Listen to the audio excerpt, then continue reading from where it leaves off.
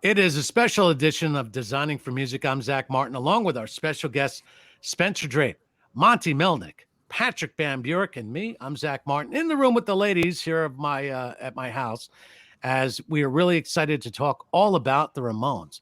And without further ado, which I don't know why you say ado because it means goodbye in Francais, we go to Spencer Drate, who's going to start the program today. On the Road with the Ramones. On the Road to the Ramones. This is the new abridged edition that Monte put out, and it has a lot of added pages from the original book. The front cover by the famous John Holmstrom, who designed with me the Road to Ruin album cover. And the book I love so much, and I've got to go to the part of the book which is in my heart, which of course is the album section. So Monte, what he has done is set the albums in order in the book with credits, which I think is phenomenal all the way through. So it's like the history of the Ramones through the album covers, the studio albums, and the live albums. These two pages, of course, there's my albums, Road to Ruin with John Holmstrom, and to the other side, End of the Century, the famous Mick Rock photograph, with credits. And Monte's done a wonderful job of giving credits to all these albums. But it's a book to get because the book has so many great stories in it. I don't have to tell you, like tons of stories that are so important in the Ramones history. And Monte being the road manager for them all the years, and so many live shows, which is a record on Nobody's Match. It's a book to get. But I wanted to bring that up. Monte, how about those covers that I designed? It's Alive was the other one, which I could show you here. There you go. Yeah. Which is in the book, the live album, front and back. And the inside is really great because the inside has. Now, the picture on the front, what was that? Who took the picture on the front there? I don't, it's funny. I'm not sure. I'm thinking there's so many photographers like Adrian Boot was one photographer that shot the live shots in England. Did I mention that in the thing there? Who took the? I think I might have. Let's see here. I can't remember it. Anyhow, thank you for. Here it is, Bob Gruen. Bob Gruen. There you go. He was in. Wow, he was there in London. That's amazing. Yeah. Well, man, I don't know if that's a London shot he took or not, but it's a live shot of the band. Yeah, exactly. I'm not sure if he was there in London, but because that It's Alive album was done in 1977, New Year's Eve in London. Mm-hmm. And at that time, I was doing the sound for them. I did the sound for them. I was at the soundboard. Oh, wow. For that show. Mm-hmm. So that was I think that was one of the best shows they've ever done. Really amazing. On the album insert, you see, or maybe on the back of the album, you get the Gabba Gabba Hey. Can you tell us, Monte, the history of Gabba Gabba Hey? It's something that every Ramones fan will scream out. Well, sure. I do. I have a whole chapter in the book, a new chapter about part of the new chapter about that. Well, we were playing Cleveland at the time, and we had a day off, and there was a movie playing in a movie house called Freaks. 1932, Todd Browning, I believe. Yeah. So we went to see that. We all went to see the movie, and they, of course, the Ramones love Freaks, Yeah. And in the movie, there's a part you can Google this where the Freaks are singing "Gooble Gobble, Gooble Gobble, we accept you, we accept you."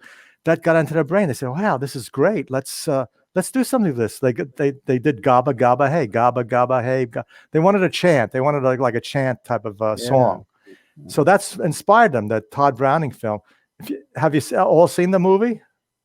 Oh, I can't say that I've seen it. Yeah, I have many times. Actually. It's a real freak. There's real freaks. Freak movie. There's the real pinheads in the movie. Yeah. So they figured, since they talk Gobble Gobble Hey, they'll bring out a pinhead at the end with its sign Gobble Gobble Hey. That's how that whole came about. Wow.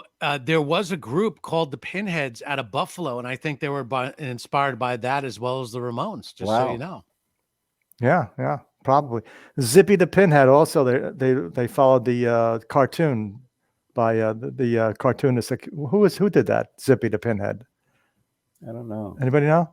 No. I have no idea. I did not major in Zippy the Pinhead at St. John's University. Well, if you look at the cartoon, the Ramones saw the character, and they took the dress from that. And one of our crew, a guy named Bubbles, Mitch Keller, went out and made an actual dress like the Zippy the Pinhead dress.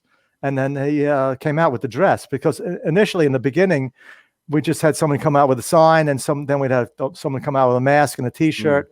And eventually Mitch Keller, Bubbles, had a dress made just like Zippy the Pinhead dress. If you look at Zippy the Pinhead, you'll see.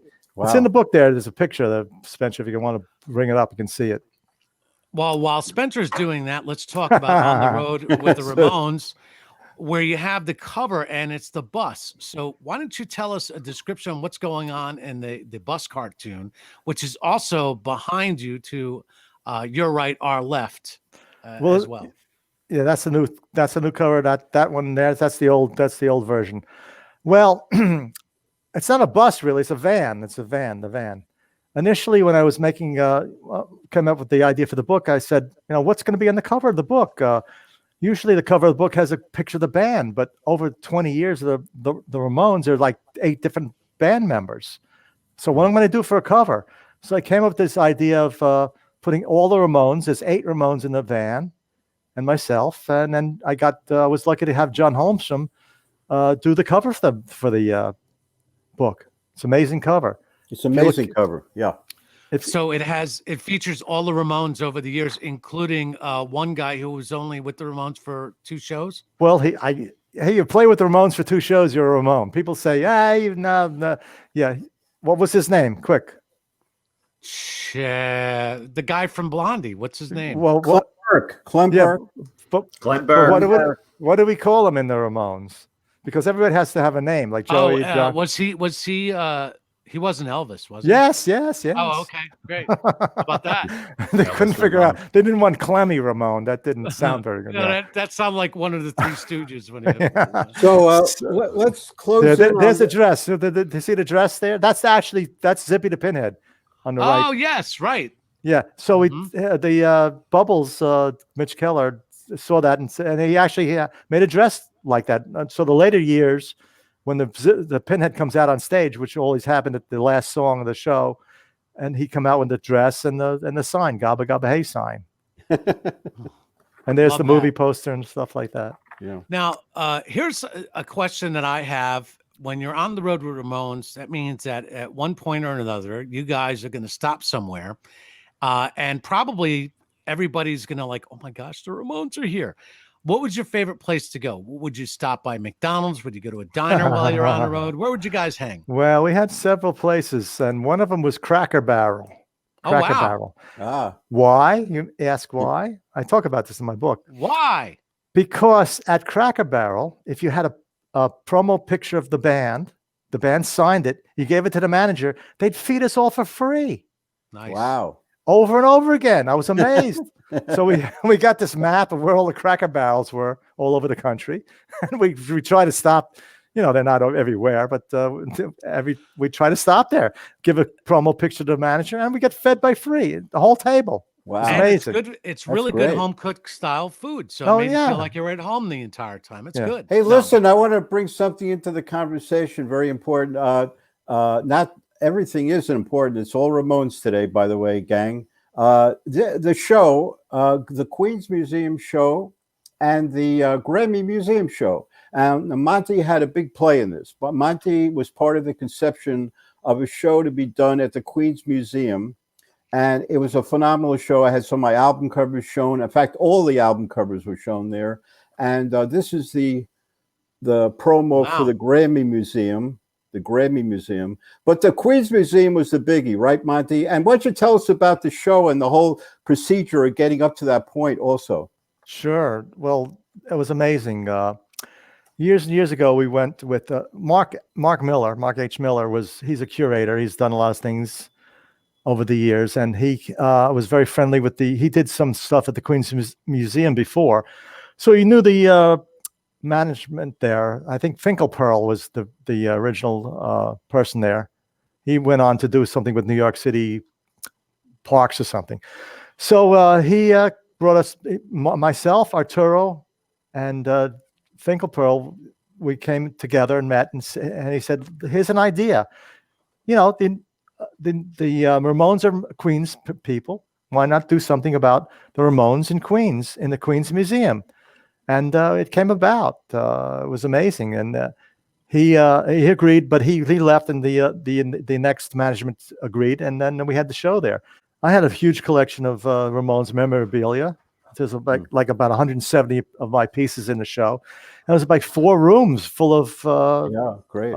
We got everybody there: Linda and Barbara from Dee Dee, and Vera, Dee Dee's wife, and photographers and stuff. And it was a beautiful show, like 7 big rooms. And I think it was one of the biggest opening nights there. It was like 3,000 people for the show. Yeah, opening the show. And it was very well attended. Everybody used to come there all the time. At that time, I was working at the Hall of Science, which is in the same vicinity of the, Flushing Meadow Park.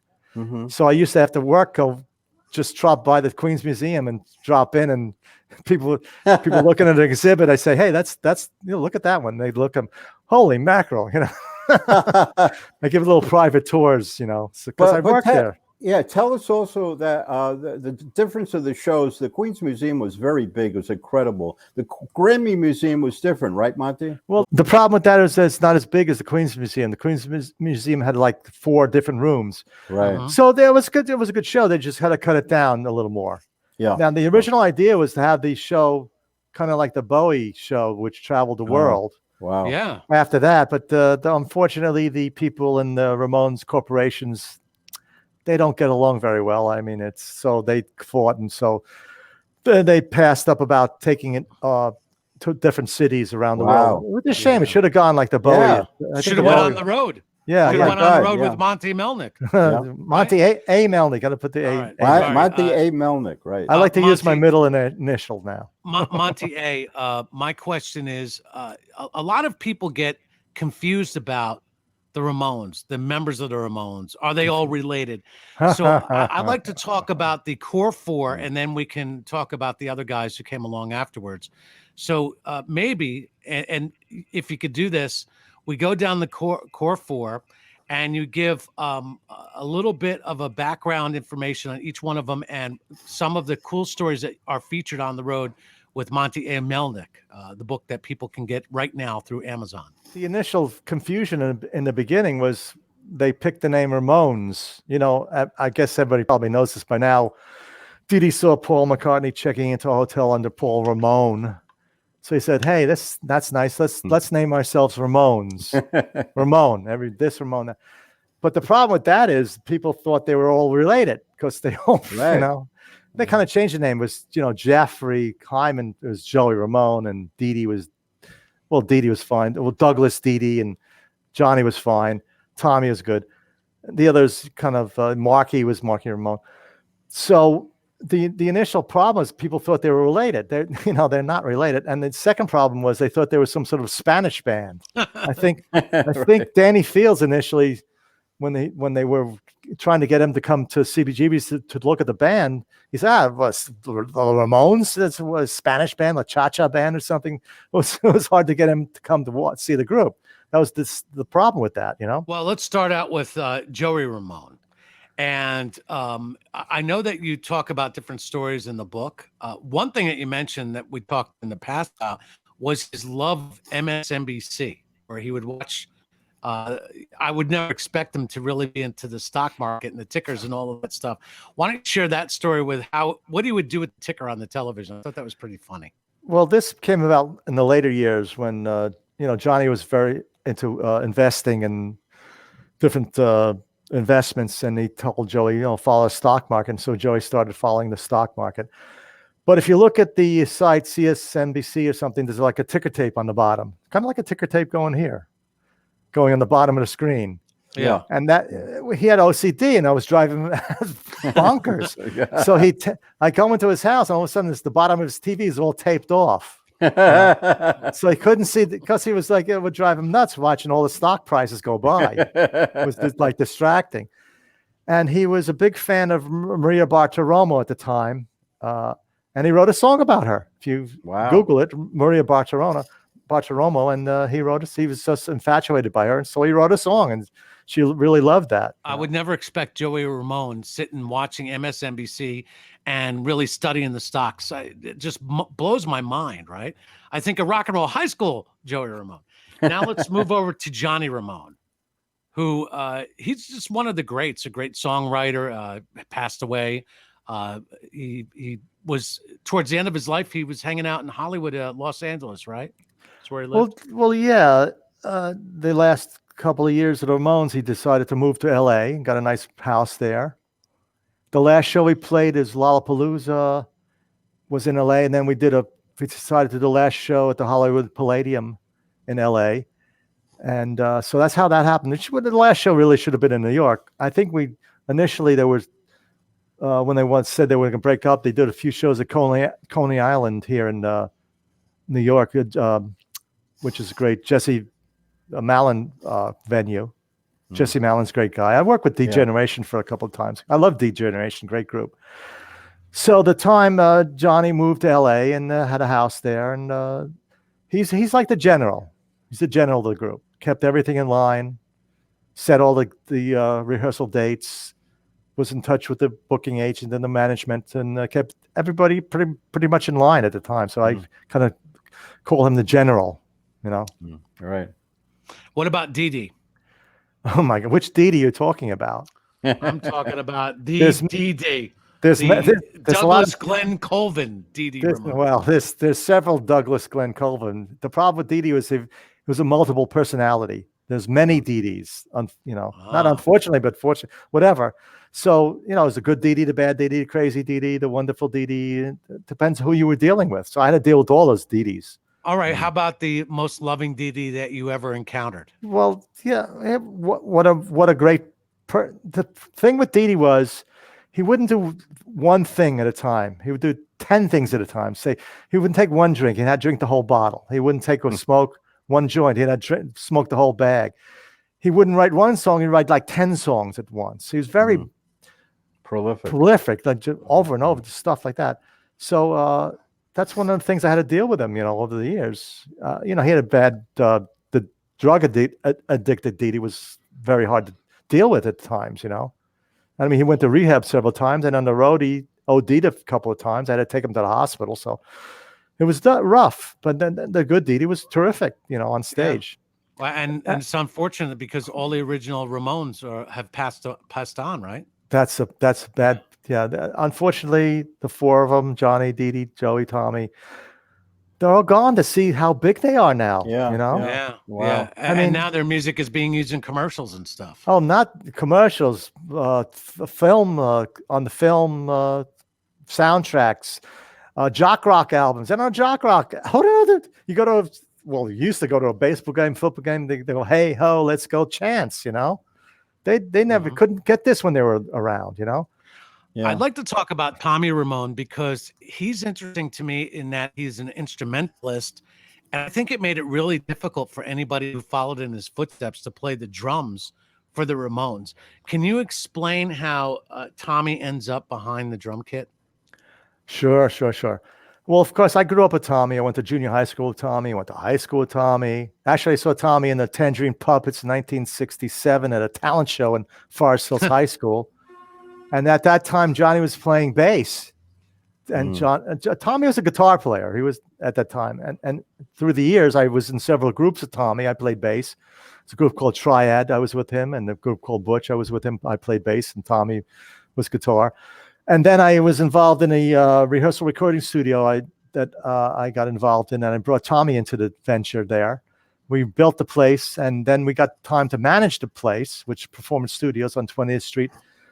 23 East 20th Street, and one of the groups he was working at the time at doing engineering at the record plant. I think he worked assistant engineer with Jimi Hendrix and stuff.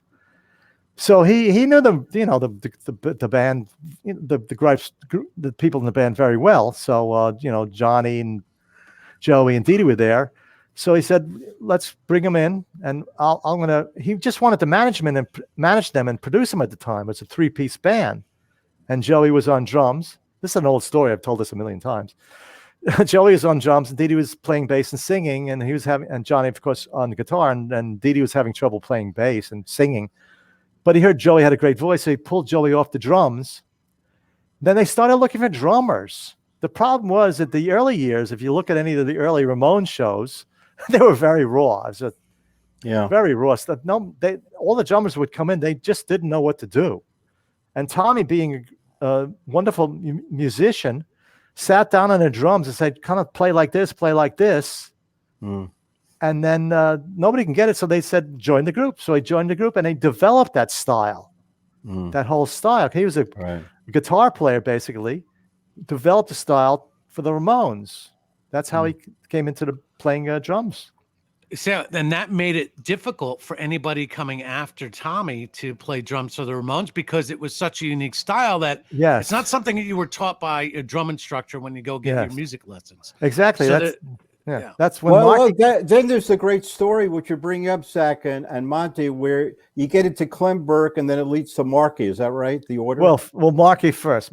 Tommy really didn't want to be in the group, but he said, "Okay, I'll join the group." And he was there a few years. Of course, he wanted to produce them, and he got to produce them and do all the recording and stuff, which he loved. But the road was a little hard for him at the time. He really didn't like it, so he stayed around.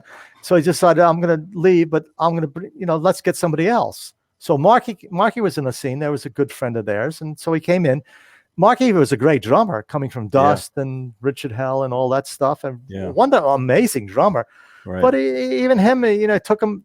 Tommy had to sit down with him in a while for like a month or so and said, "Dude, this is the way we play with the Ramones, because they're very unique style." Of course, he got it. The problem with Clem, after Marky left, well, you had Richie before Clem, right? Clem came in after Marky left. Richie left, Clem came in. Yeah, Marky was Tommy, Marky, Richie. Yeah. This is why it's so important to talk about this stuff, because everybody, even us, gets the lineup confused. Me too. Right? After so many times. So after Marky, you get Richie, and then we'll get to Clem, who's Elvis, and then we'll finish up with CJ, who plays the bass anyway, from what I remember. So now talk about how we go from Marky to way on Richie. Is that what?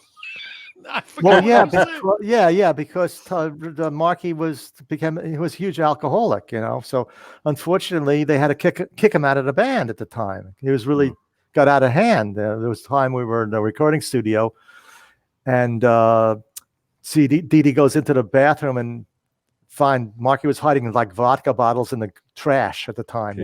Wow. And that wasn't too much because he got out of control. There was times on the road where he was drinking heavily and couldn't make like interviews and stuff on the road, and he missed a show. The only time any Ramone ever missed a show was Marky. And they were pissed off and they said goodbye, and they kicked him out of the band. So they had to start looking for drummers at the time. So, and a friend of the band's, one of the roadies, knew Richie, and Richie was hanging around the CBGBs at the time, and that's how he got involved with the band. And so let's move right to Elvis Clem Burke, because he was also hanging out at CBGB's on a regular basis, and that story is how he ends up, at least for 2 shows, as a member of the Ramones. So why don't you take us through that? Well, the things about CBGB's in the early years, the only people in the audience were other bands. No, not many other people in the early years of CBGB's. Of course, Clem was hanging around and with Blondie and that. Blondie opened up for the Ramones at the time, and they knew him very well. And he really wanted to be a Ramone at the time. The thing was, Gary Kurfürst, the manager, he managed Blondie, Talking Heads, B-52s. At the time, Blondie wasn't doing anything, and Clem was around. So Gary said, so Richie left abruptly. We were playing a show in Long Island, and we came off the show. They came off the show into the dressing room. The dressing room led right outside, and so Richie just all of a sudden ran out the back door. We saw him go out, and there was a limo there, and he just disappeared. Boom. We had a lot of shows lined up at the time, the Ritz and stuff like that. They didn't know what to do. They tried to get Richie back, but he just didn't want anything to do with the band at the time.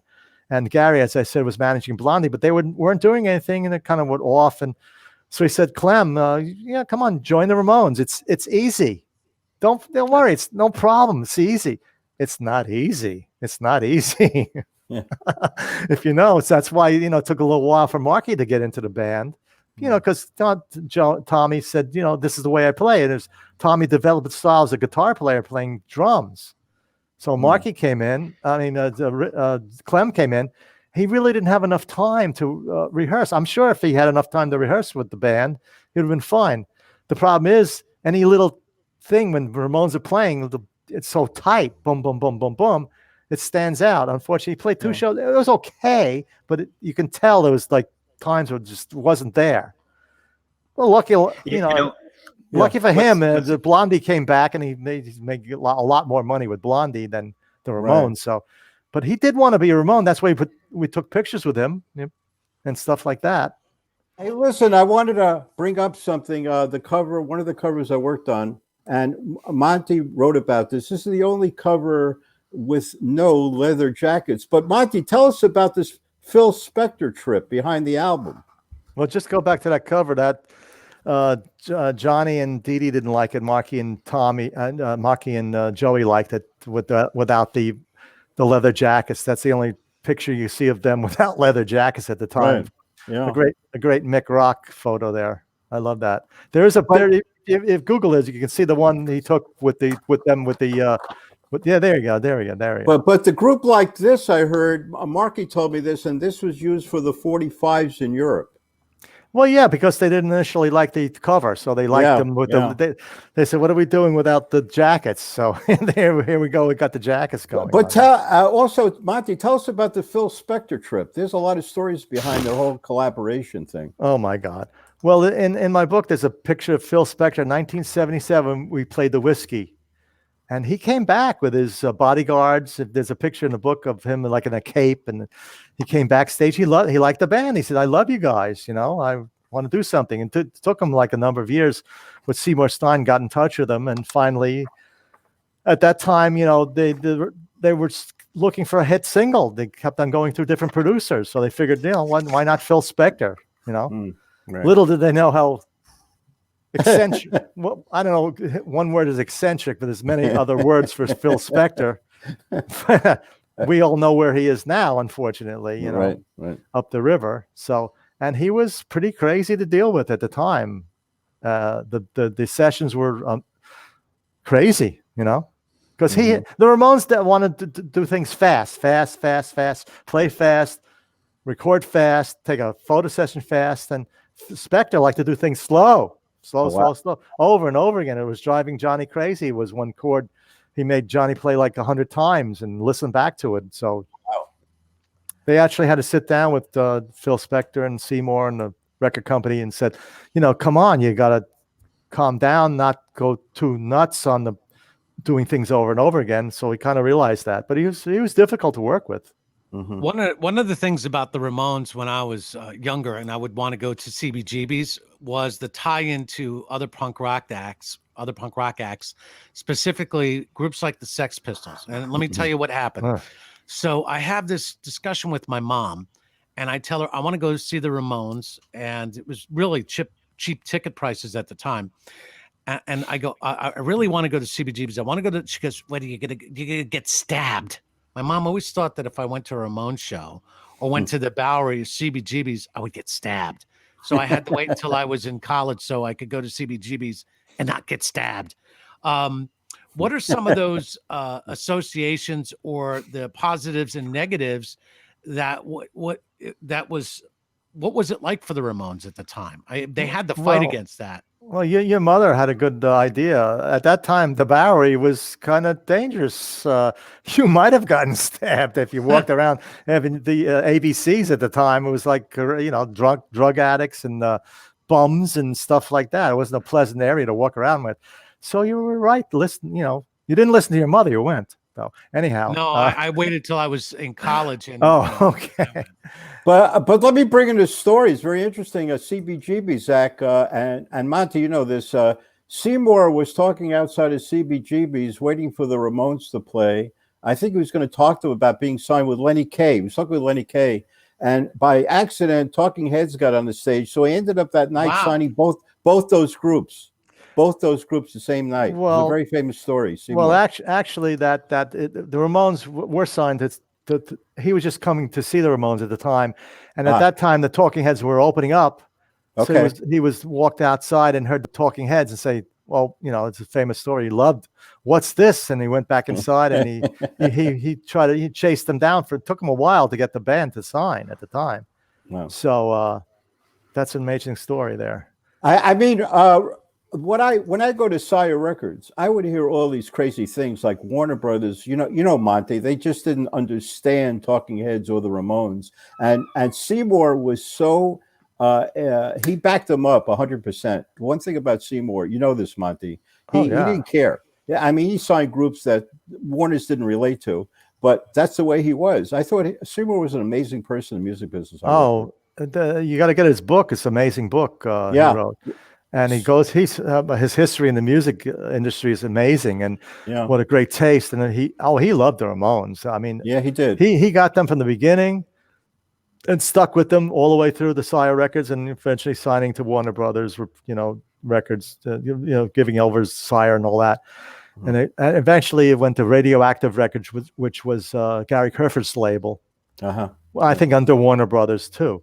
Seymour's great. I mean, what can I say? He has his taste is. I mean, Madonna and all those people he signed. Talking Heads, and the thing about the frustrating thing the Ramones had was in the early years, all these bands opened up for the Ramones. Yeah. Blondie, Talking Heads, right. 52s. How about Tom Petty?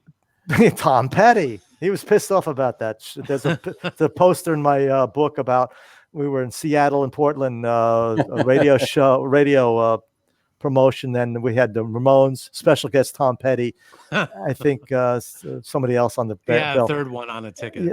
And but he was pissed off about that. He gave us a hard time when we were setting up and stuff like that. He didn't like that. I think he was pretty big at the time too. Yeah, it's still funny to for Tom Petty to not be the main attraction that night. Now, we're going to do a show and tell of your book in a little bit, but before we get there, Monte A, talk about the last show with the Ramones and maybe some of the emotions, or like after it was done, that's it? Or you just like, no big deal, see you later, alligator?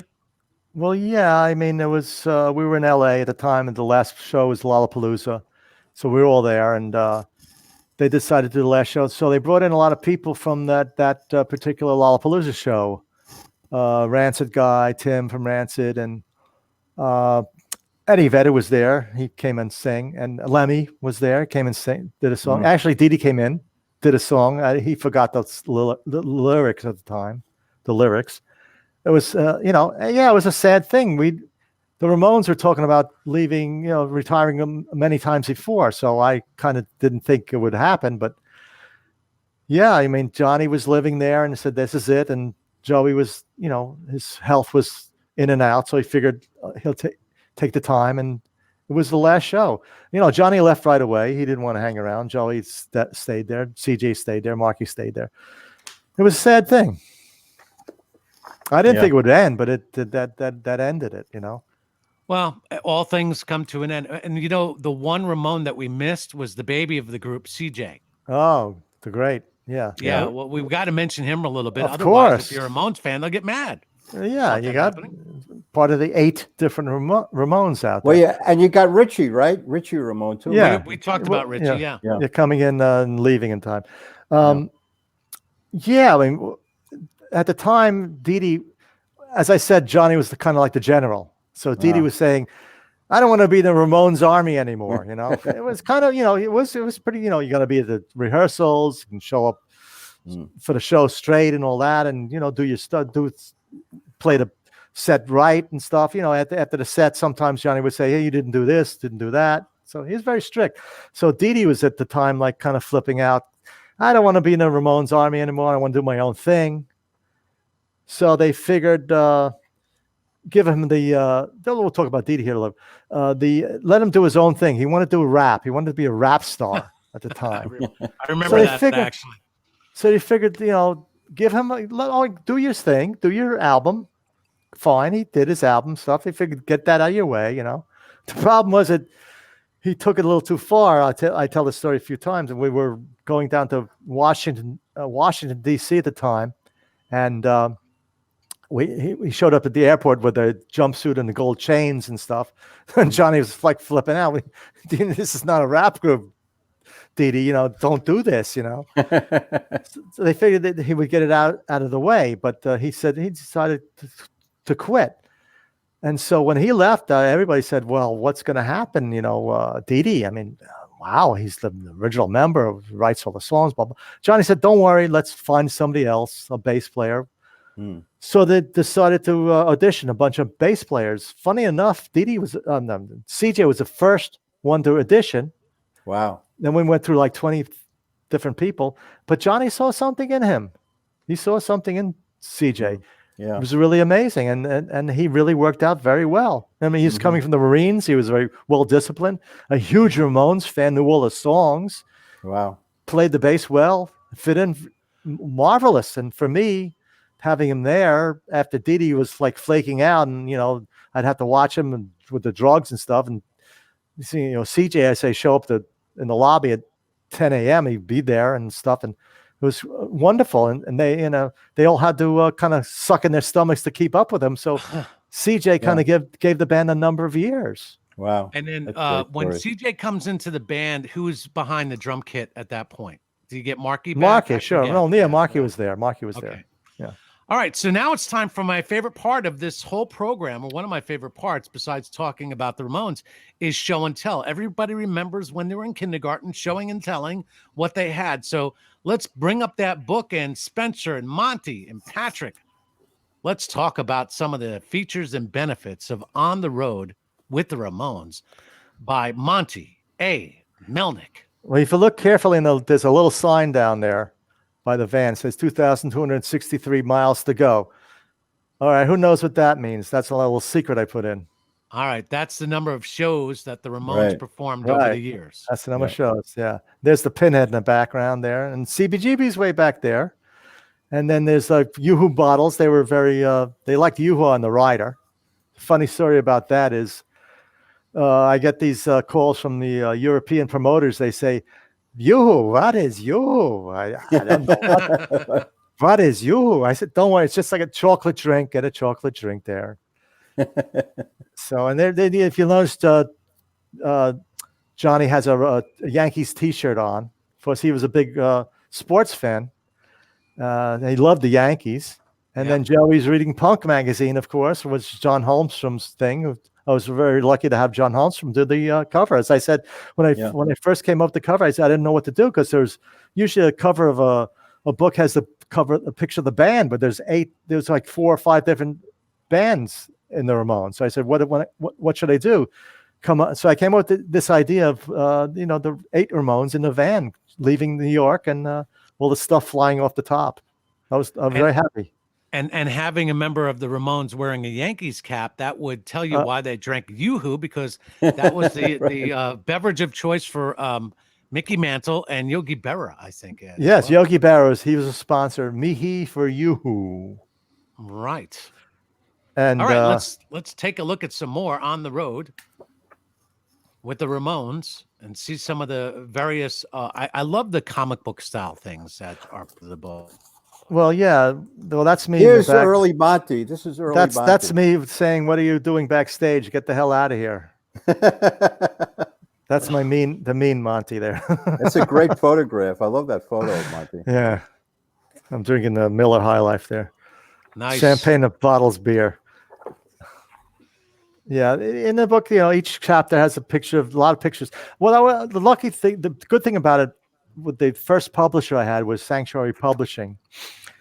The reason I got Sanctuary was Joey was doing a solo album with Sanctuary.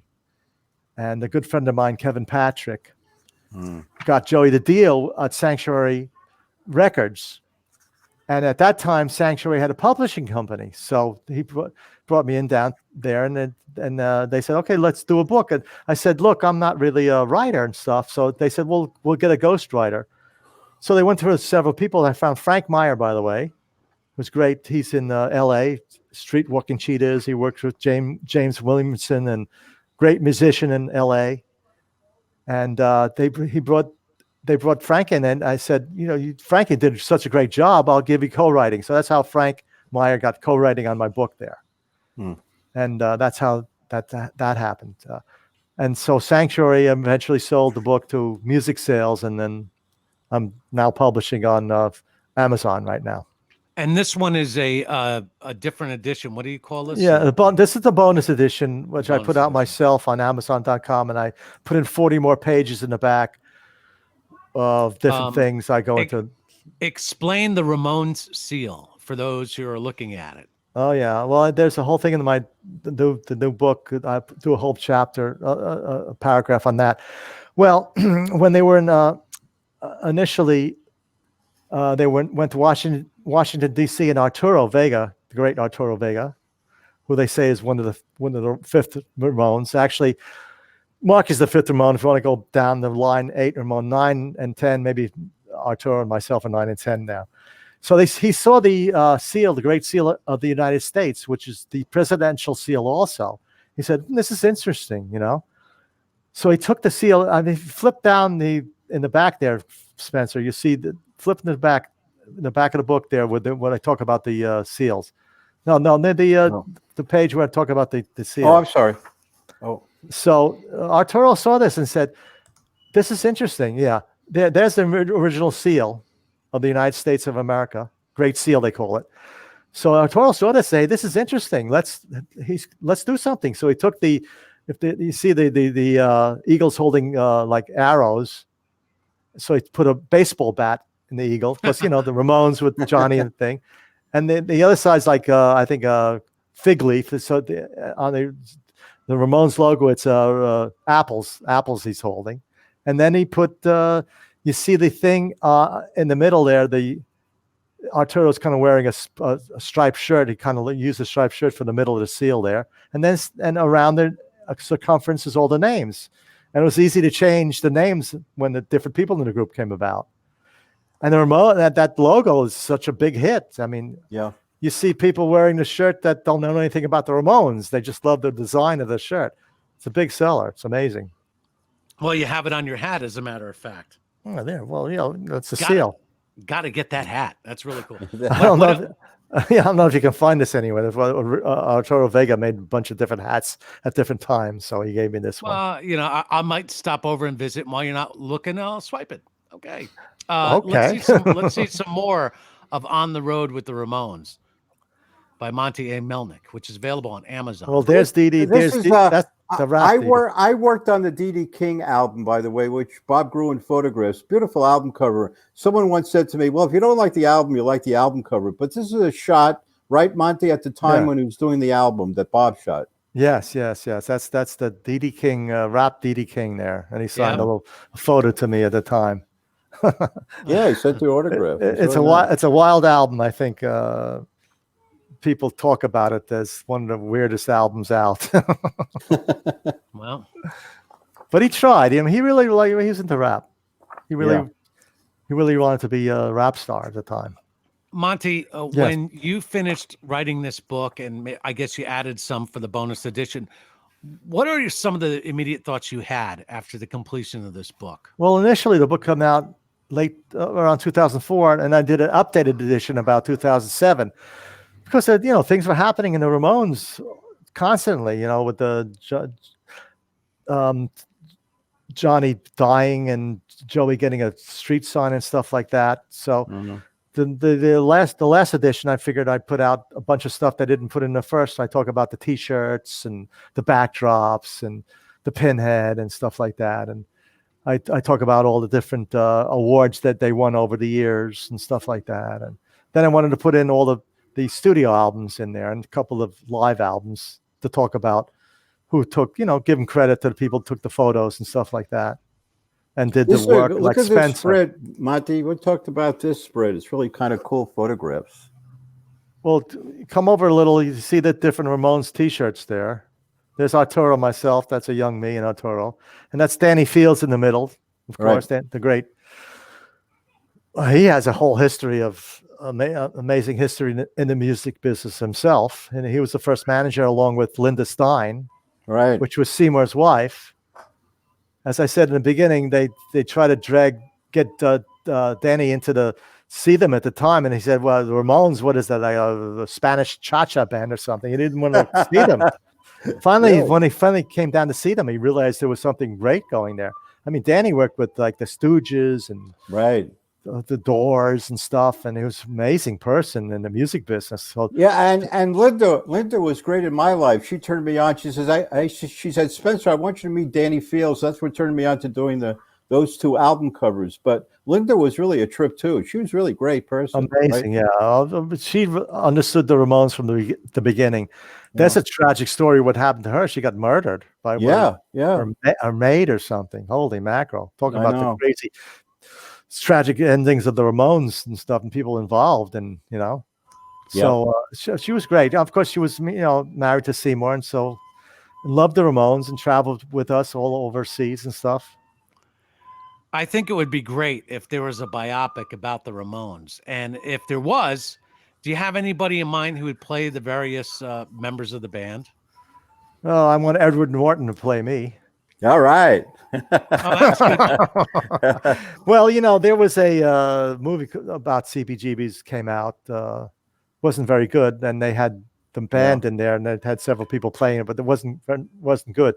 And Linda saw the movie and said, "I don't like what Johnny's doing in the movie," so she wouldn't let any Ramones songs be played for the movie. Wow. So there was Joey Ramone's song, but it sounds like the Ramones, but it was actually the Joey Ramone songs from his solo album. I like that your background music there. Yeah, that's great. That's a future Ramone. Hey, Monty, by the way, what documentaries do you like? Do you think are reminiscent in the Ramones, like Into the Century documentary? Well, yeah, that's one. Well, that's the essential documentary for the Ramones right now. It's kind of hard to do a Ramones biopic because there's so many different aspects of it. And the Ramones are 2 different aspects of the corporation. There's Joey, there's Linda, she controls half, and Mickey Lee's Joey's brother controls the other half, and they don't get along very well, and so it's kind of hard to get anything out, because they don't like this, they don't like that. But the End of the Century, I think, is one of the better biopics. I mean, the documentaries about the band. Yeah, I think it's the only one out there, really. You don't need a biopic. You don't need a documentary. If you have the book On the Road with the Ramones, all right, by Monte A. Melnick, bonus edition. Pleasure. Bonus edition. Amazon.com. Fun to read. It's got a lot of great pictures. I especially like the comic book stuff with the Ramones. I always thought that was neat. Thank you very much for taking your time, Monty. We'll have to do this again. Thank you, Patrick Bamburak. Thank you, Spencer Drate. Hey, and I like to thank myself. No, thank you very much for spending time with us. It's always hey, wait a minute. I got one more thing, Zach. We had on the 10 interview series the Weird Tales of the Ramones box set that was designed by Hugh Brown. Monty, you know that box set, right? Sure, yeah. There's cartoons in there. I think I'm in one of the cartoons. Yeah. In the comic book section of it there. That's a tidbit for Zach, the comic book area. Here's a weird thing. Talk about drummers. Spinal Tap, all the drummers die in the Ramones. There's so many. Unfortunately, only one drummer died of the Ramones was Tommy. So, people come to me and say, "Hey, are the Ramones getting back together?" Well, I say maybe there's a drum circle. What's one bass player and drummers right now? Yeah, they'll be up in Woodstock at 4:00 on the Sunday to do the drum circle. That'd be great. Everybody would be really amazed by that. Well, thanks again, Monte A. Melnick, for spending time with us. Spencer Drate, Patrick Bamburak. You can watch this on YouTube, of course, and you never know what you might hear on New HD. It's a great radio station that's available on the New HD radio app, available on Google Play as well as Apple, and syncs up with your Apple CarPlay. Guess what we play? The Ramones on New HD, plus a lot of great punk rock. Mm-hmm. All right.